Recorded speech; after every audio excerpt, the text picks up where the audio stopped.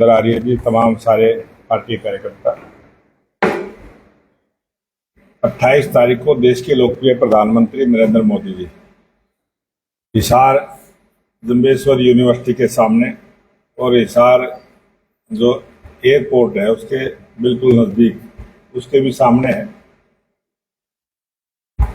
दोपहर 12 बजे एक विशाल जन आशीर्वाद रैली को संबोधित करेंगे। और देश के लोकप्रिय प्रधानमंत्री नरेंद्र मोदी जी का इस चुनावी सभा में आना ये हरियाणा के लिए भी, हरियाणा के लोगों के लिए भी बड़े गौरव की बात है कि दो रैलियां, एक कुरुक्षेत्र की और एक सोनीपत गोहाना की, इस 2024 के विधानसभा चुनाव के लिए हरियाणा की जनता का आशीर्वाद देश के प्रधानमंत्री नरेंद्र मोदी जी लेके गए हैं और सीधे जनता से रूबरू होके गए हैं। हरियाणा मोदी जी के दिल के करीब बसता है।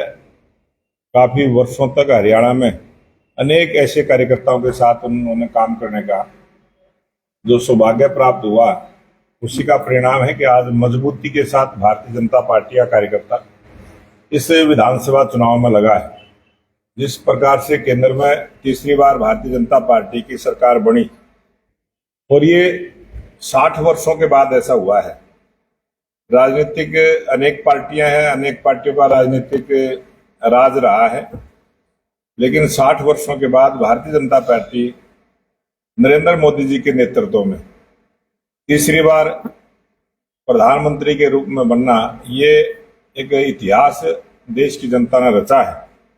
और उसी प्रकार का इतिहास हरियाणा में भी, हरियाणा प्रदेश की जनता तीसरी बार भारतीय जनता पार्टी की सरकार बनाने के लिए इस विधानसभा चुनाव में नायब सिंह सैनी के नेतृत्व में लोकप्रिय प्रधानमंत्री नरेंद्र मोदी जी के मार्गदर्शन में हरियाणा में तीसरी बार भारतीय जनता पार्टी की सरकार बनाने के लिए आज हरियाणा की जनता ने मन बना लिया है। और जिस प्रकार का उत्साह, जोश, जिस प्रकार का समर्थन और लोगों का प्यार भारतीय जनता पार्टी की सभाओं में मिला है, अब 4-5 दिन से ऐसा वातावरण, एक तरफा वातावरण भारतीय जनता पार्टी के पक्ष में बढ़ा है। जब से हमारा 2024 के चुनाव का संकल्प पत्र हमने जारी किया, हमारे राष्ट्रीय अध्यक्ष जगत प्रकाश नड्डा जी ने रोहतक से उसको जारी किया, और ये पहली बार हुआ कि किसी पार्टी का राष्ट्रीय अध्यक्ष उसी स्टेट में जहां चुनाव हो रहा है वहीं से आके अपने संकल्प पत्र को जनता के बीच में प्रस्तुत करना, ये भी एक ऐतिहासिक घटना हमारे राष्ट्रीय अध्यक्ष जगत प्रकाश नड्डा जी ने ऐसा गौरव प्राप्त किया है। और एक तरफ कांग्रेस पार्टी है जो अपना झूठ का पिटारा लेके, और वो भी दिल्ली में बैठ के, जिस प्रकार से वो अपना 7 शर्तें जिस प्रकार से उन्होंने कही हैं, और वो घोषणा पत्र का उसने नाम दिया है। और अभी कई दिन से खबरें आ रही हैं कि अभी तो घोषणा पत्र बाद में जारी करेंगे, हो सकता है वो चुनाव के बाद जारी करते हो, क्योंकि कांग्रेस पार्टी का चाल चरित्र, चेहरा जिस प्रकार का है, ये आप सब मीडिया कर्मियों ने, प्रिंट मीडिया ने, इलेक्ट्रॉनिक मीडिया ने देखा है। जिस प्रकार से उनके एक प्रत्याशी जो फरीदाबाद NIT से किस प्रकार की भाषा का प्रयोग किया है कि हम 2000 नौकरियां मेरे हिस्से में आएंगी। हिस्सा जो कोटा परमिट कांग्रेस के पार्टी के राज में होता था, जिस प्रकार का भ्रष्टाचार होता था, वो उसका सब सटीक सा उदाहरण आप सबके सामने है। और उन्होंने खुद कहा है कि जो 50 वोट देगा उसको नौकरी देने में प्राथमिकता है। और एक प्रत्याशी जो उनके असंध से है, उन्होंने तो हद ही कर दी कि कांग्रेस पार्टी के नेता अपना घर भरने का काम करेंगे, कांग्रेस पार्टी के नेताओं के रिश्तेदारों का घर भरने का काम करेंगे। इस प्रकार की भाषा और सरेआम जनता के बीच में स्वीकार की, और खुद बोला कि सरकार का काम होता है भ्रष्टाचार करना है। तो कांग्रेस पार्टी की राज में जो भ्रष्टाचार हुआ है उस पर मोहर लगाने का काम किया भूपेंद्र हुड्डा ने किया, और राहुल गांधी ने भी किया। जिस प्रकार के बयान अमेरिका में जाकर राहुल गांधी ने दिए, SC समाज के लिए, OBC समाज के लिए जो उन्होंने टिप्पणी की कि हम सरकार में आने के बाद आरक्षण का विचार करेंगे। वो आरक्षण किसको देना चाहते हैं कांग्रेस के लोग बताएं, जनता के बीच में बताएं।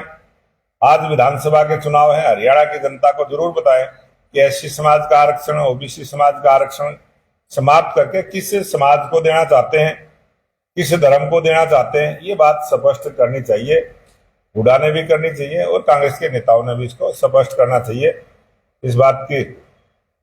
दूसरी बात उन्होंने कही है कि अमेरिका में जाके कही कि सिख समाज के लिए पगड़ी को बचाना, कड़े को पहनना और इसी काम में उस प्रयास में लगे हैं, जो सरासर झूठ बोलने का काम किया है।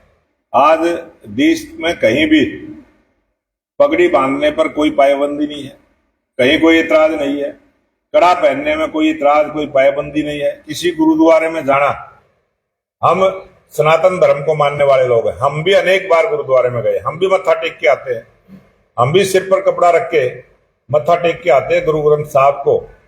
जो आदर सत्कार जिस प्रकार से हम देते हैं, कहीं कोई मनाही नहीं है।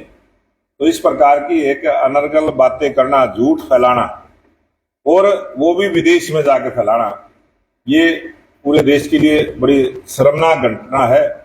और इस प्रकार का आचरण जो कांग्रेस पार्टी का चाल चरित्र चेहरा है, वो इस लोकतंत्र के पर्व में उजागर हुआ है।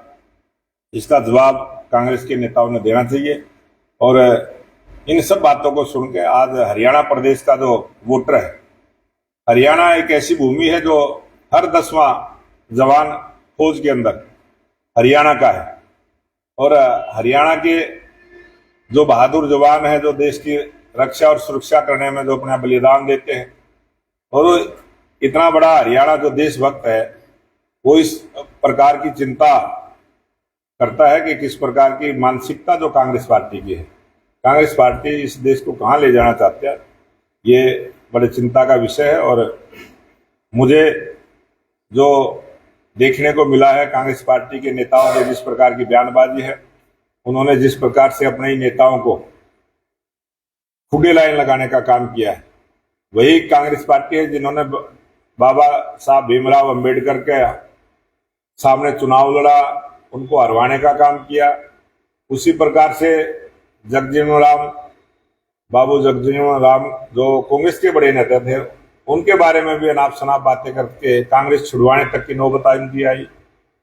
उसके बाद उन्हीं के राष्ट्रीय अध्यक्ष थे सीताराम केसरी के साथ भी जिस प्रकार की जबरदस्ती करके कपड़े फाड़ के ऑफिस से बाहर करने का काम किया था, उसी रास्ते पर कांग्रेस आगे बढ़ रही है।